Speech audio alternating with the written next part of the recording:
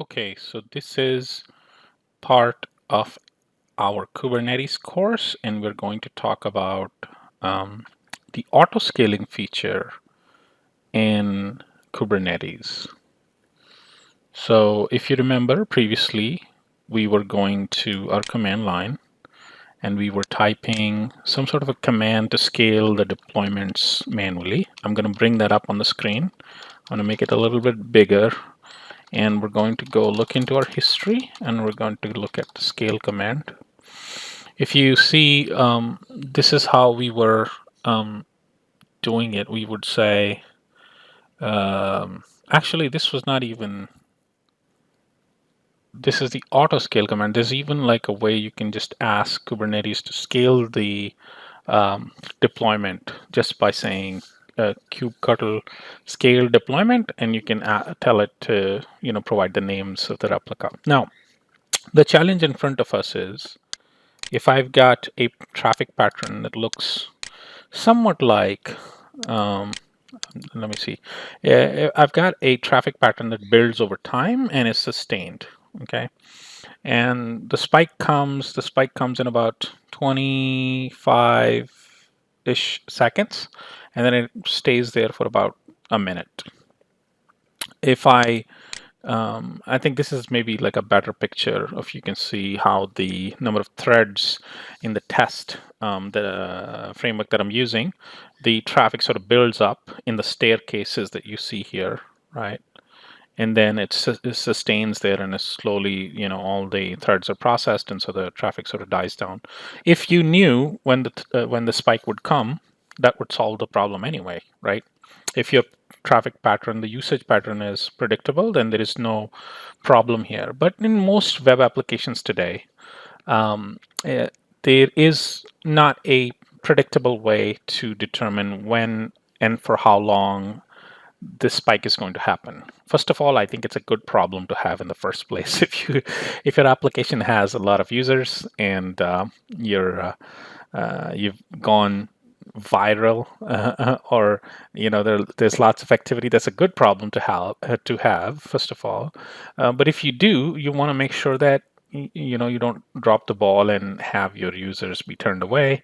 It is possible that somebody might have run like a marketing campaign, like they could have ran an ad, or something to get a lot of users to come to your site, and you just don't want to drop the ball at that time and have your users be turned away, because the first use experience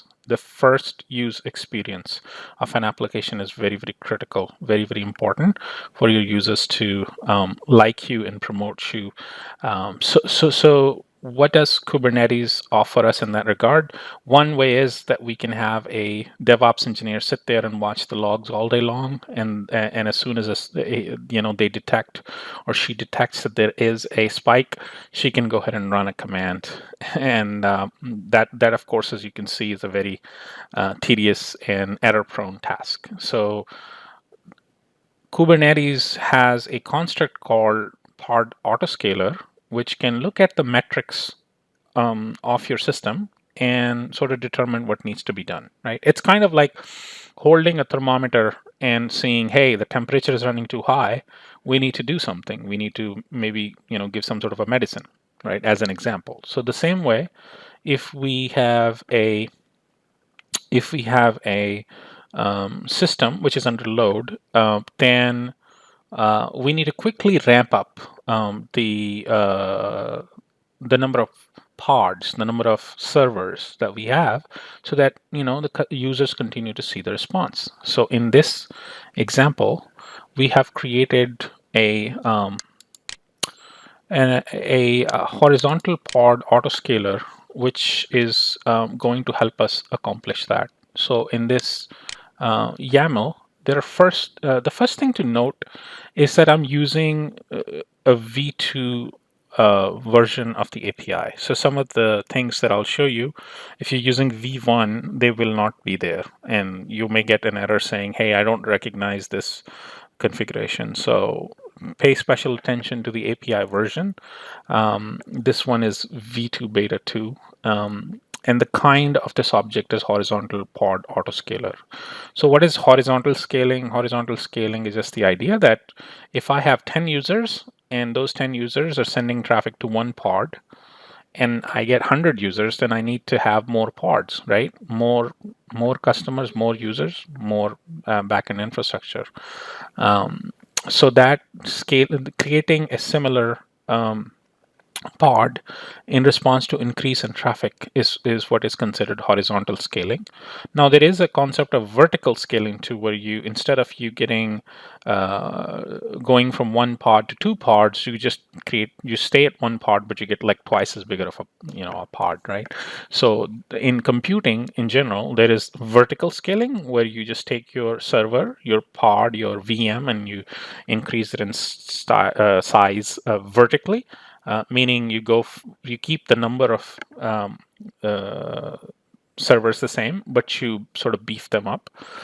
Or horizontal is to keep the size profile the same, but increase the number of sizes. So in this horizontal pod autoscaler example, we are saying that we want to go as many as 10 replicas. So I'm telling Kubernetes, hey, I am comfortable spinning up as many as 10 in order to service the spike or the surge in the user activity that my site might be expecting. And another important thing to note here is that the horizontal pod autoscaler needs a reference to the underlying deployment which it's going to be scaling, right? So the pod autoscaler does not really have information about what image to run and some of the environment variables and all that. It just needs a reference, a pointer to which deployment it should scale. So you want to make sure that the name on line number 11 matches with the name of the deployment in your deployment YAML. And then the key thing is that in this version of the API, there is this section called behavior, one thing that you should note is that horizontal pod autoscaler has an ability to specify how do we want to scale up the number of pods and how do we want to scale down the number of pods, right? So on line number 22, we have a section that describes how do I want to scale up if my metrics are running too high, right? And how do I want to scale down if my number of pods is running too high, meaning the traffic has sort of died down and I'm running too many pods. And so how soon do I want to sort of clean things up a little bit, right? So in order to do that, in both the scale up and the scale down sections, we have policies. And what I'm doing here is I'm saying, hey, every 10 seconds, please spin up one pod. Okay, every 10 seconds, spin up one pod. That's what line 16 to 18 is doing. And then on the scale, sorry, I think I read I read it wrong. No, I think I made both of them same. So okay, fine. Never mind. Then never mind. So on line number 25 is what I'm specifying. I'm saying, hey, every 10 seconds, you're okay to spin up one new extra pod. Okay, in response to the traffic. And then on the scale down on line number 16, I'm saying when you're scaling things down, you can terminate one pod every 10 seconds. Now, if you just mention the the pod type of policy, and you don't specify the percent policy that is given on line number 19 and line number 28, then what happens is that you may not see the full result. There's not enough change. So these policies are sort of unioned together. It's like an A and B. So I took out the percentage part, and what I found out is that I wasn't getting all the change that I wanted to reflect. So there's a way this algorithm works, and if you don't have 100% added as a type of policy, most likely what you will see is that the way the metrics are read, it may not actually have the full effect of what you want. So by throwing the type the percent equals 100 in 60 seconds, what I'm telling horizontal pod autoscaler is that during a window of 60 seconds, a minute, you are allowed to scale down 100% of the pods. Okay. And then on line number 28, I'm saying during the period of 60 seconds, you're allowed to scale up to 100% of the pod, 100% being 10. Why is that? Because the maximum is 10 on line number 6. Okay. So some things to understand, just as a recap, in Kubernetes, if you want to run more pods in response to growing traffic, we create a object of the type horizontal pod autoscaler.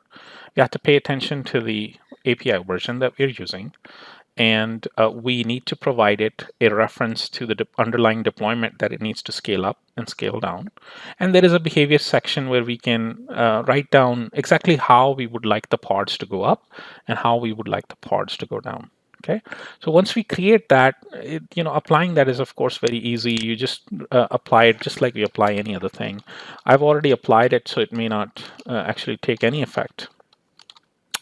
I'm trying to see if I have it here. So this is how you apply it. It's going to say unconfigured because that's unchanged because I've already done the command. But the command is cube control apply f hpa.yaml. That's just how we create any and all other things. And so now what I'm going to do is I'm going to show you how this thing works in reality. And one thing I'm also trying to figure out is where do you specify when something is running too hot. There is a CPU target percentage that I think is set to a default percentage, and I'm still trying to figure out where that goes. But suffice it to say that there is something called a metrics server. The metrics server comes into the picture and looks at, sort of takes the temperature, if you will, right? It looks at the system state and says, oh, the pods are getting, and I think there's like a metrics section that you can actually include in here as well, which I didn't do. But what I'm doing is that I'm saying, actually, in the Flask one, keep in mind that we are also telling it that, hey, you should limit, if one CPU core is 1,000 parts, then give me 30 parts, 30 milli CPUs, basically. And then request up to 20 and max it out at 30. So for a given pod, don't give me 30 more than 30 units of a 1,000 unit CPU slice, right? So that's what we are saying. This means that we, once we hit a limit of 30M on our CPU, Kubernetes will want to spin up more pods because it will know that we are running too high. Behind the HPA, there is a metrics server, which is taking a look at the pods and looking at how much CPU they're consuming. And within that information, it's using that to determine if it needs to scale up or scale down. Okay, so I'm going to demonstrate that for you. Right now, if you see, here is our Kubernetes lens, and I've already created the Flask sample example. Ooh, that rhymes a little bit. Flask sample example. Anyway, there is only one pod here, as you can see, and it's about 39 minutes old. If I click on it and I go to the CPU, you can see that it's not using almost any CPU right now because I'm not doing anything with it, right? So now what we're going to do is we're going to go to our JMeter, trusty JMeter, and we're going to create traffic, and we're going to request this URL on our application, which is called CPU stress. What is CPU stress? Let's just quickly look at it. CPU stress is just basically a function that you can create to sort of simulate something getting really, really busy. In real life, this could be encrypting a large file or doing matrix multiplication or doing, video encoding will definitely spike your CPU. But I wanted to keep it simple. So I say, hey, between 100,000 to 200,000, pick a random number and go from 1 to that random number. Let's say the random number is 150,000.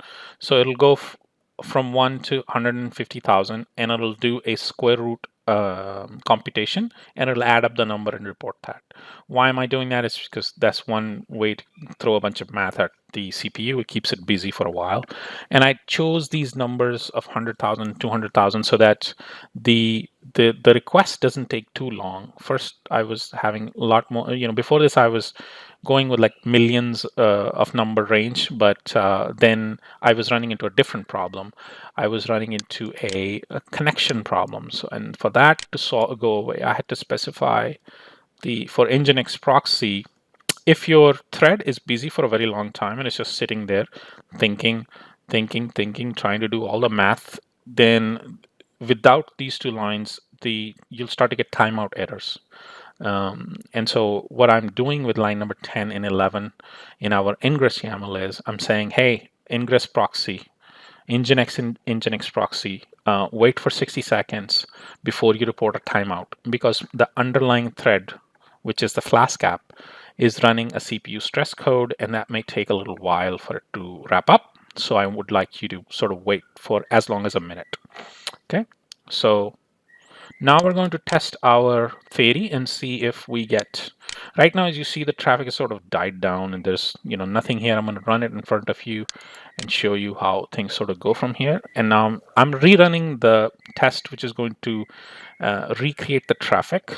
And as you see that the traffic is coming up, you'll notice that the number of pods will start to increase because the traffic on the server, the CPU consumption will grow, and the autoscaler is going to look at the CPU usage and go, I think I'm running too hot here. So if I go to configuration here and HPA, right now it thinks that I'm running it right around 5% of what I'm supposed to be running. So it doesn't think that I'm too busy. So right now the number of pods hasn't sort of grown too much. But back to our test, we are now sort of, quite busy here. And if I show you here, the results are going and, these calls are being made and all that.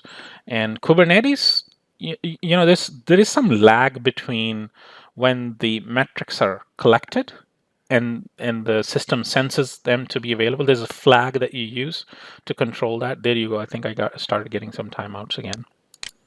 Yeah, bad gateway. That's all timeouts. And I think now, right about now, Kubernetes should. Now you see, this thinks that it needs more power because the pods can't handle the traffic. So now, if you see, we've gone from one pod to two pods. Now there are two pods called Flask example.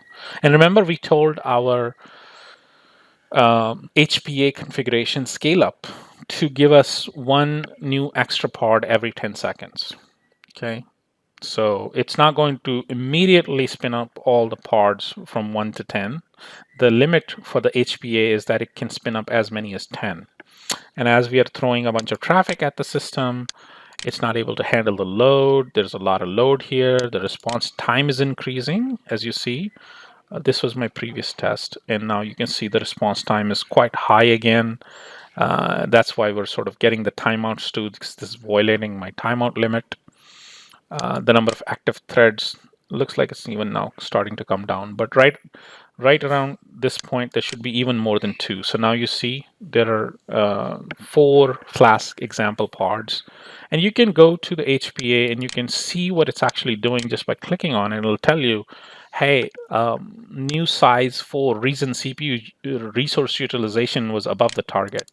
So Kubernetes, with your HPA specification and the data coming from the metric server, is determining that, hey, my pods are running too hot and they're running the current is 150% CPU utilization, but he's asked me to keep it to 80%. And I think 80% is the default. Somehow it's picking up. So it's saying, hey, I need to grow. But in order to grow, it's also trying to honor my policy in the HPA to don't spin up too many pods all at once. It's looking at this and saying, oh, he wants me to spin up every 10 seconds. I'm okay to do one pod. Sorry, again, looking at the wrong section. Every 10 seconds, he's okay if I spin up a new pod. So go back here, look at the pods now. 1, 2, 3, 4, 5. We're up to 5 pods now.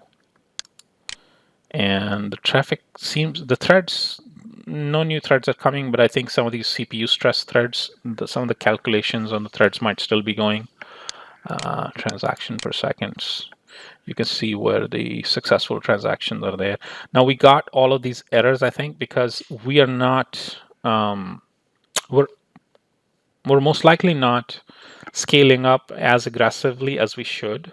So maybe if you increase that, you'll get more blue transactions instead of purple transactions. Purples are the failures and the blues are the successful ones. So in order to do that, we might have to do more. So looks like the test is done, and now it might even, after about a minute or so, decide that, hey, the traffic sort of died down, and I'm over my target limit. So maybe I need to see now. It says, hey, right now I'm sitting at 67%. It might even say, hey, now maybe it's time to scale back down. Right now, between an allowed maximum of 10, it's spun up 5. And among those 5 pods, it thinks that, yeah, so now he's thinking, hey, right now the load on the CPU is 6%, and he wants me to keep them all at 80%. So I probably have too many. So now it's going to start looking at the scale down process, and it's going to start killing the pods. Terminating, terminating, terminating, terminating. Okay, so that's how the auto scaling works. Now there are some critical answers to this. Is the key thing to understand, right? The HPA sits there, looks at the metrics, which in our case was a target CPU range of 80%.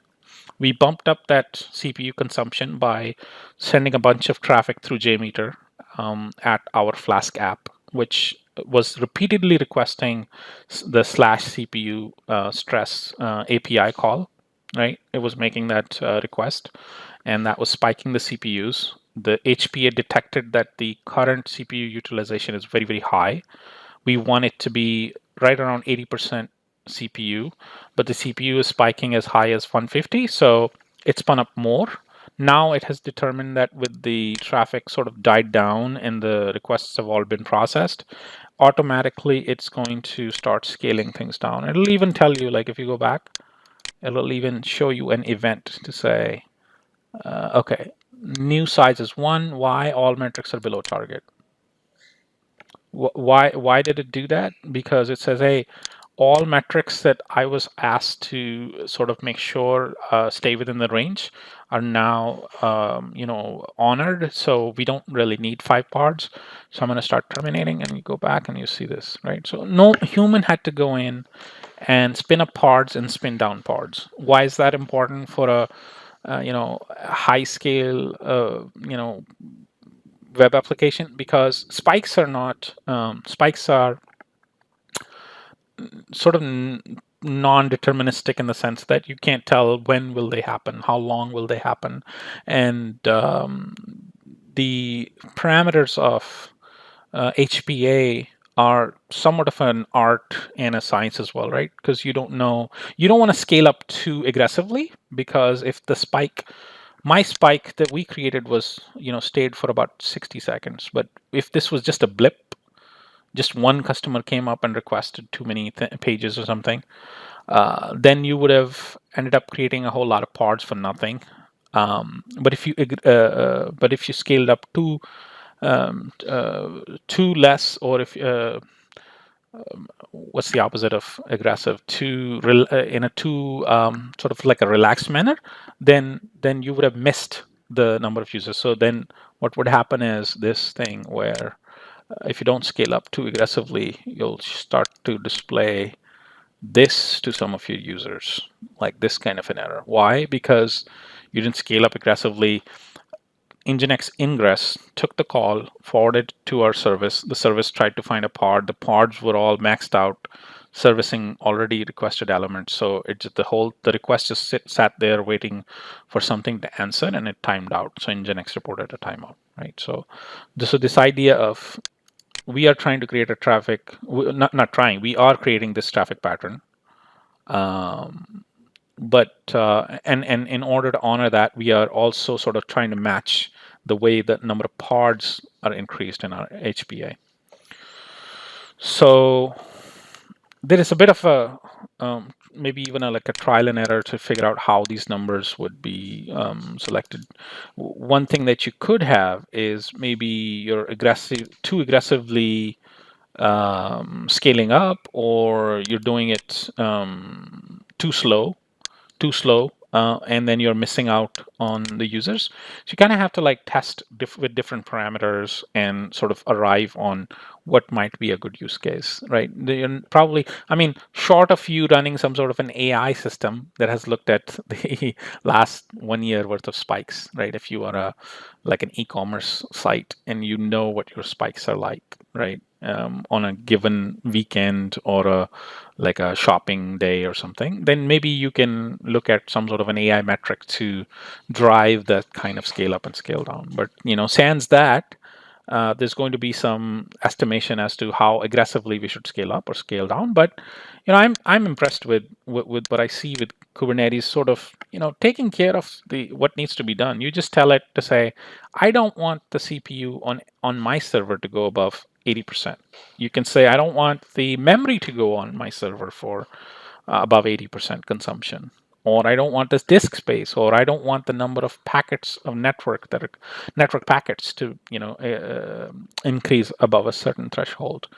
So in the olden days, this would be, somebody would get a page, somebody would go look at a like a dashboard and look at what is going wrong and then try to fix it. Now we live in the cloud world, and we have in AWS we have Autoscaling group, and we have in Kubernetes we have these horizontal pod autoscaling, and even cluster auto scaling and all that kind of stuff to sort of look at the changing dynamic nature of our infrastructure state and sort of respond to that, right? So that's what we wanted to cover in this section of our Kubernetes course. We will come back to you with another video here shortly. Hope you've enjoyed it. If you have any comments, concerns, questions, please feel free to post them below. I would be more than happy to take a look and respond. Thank you. Thank you for watching.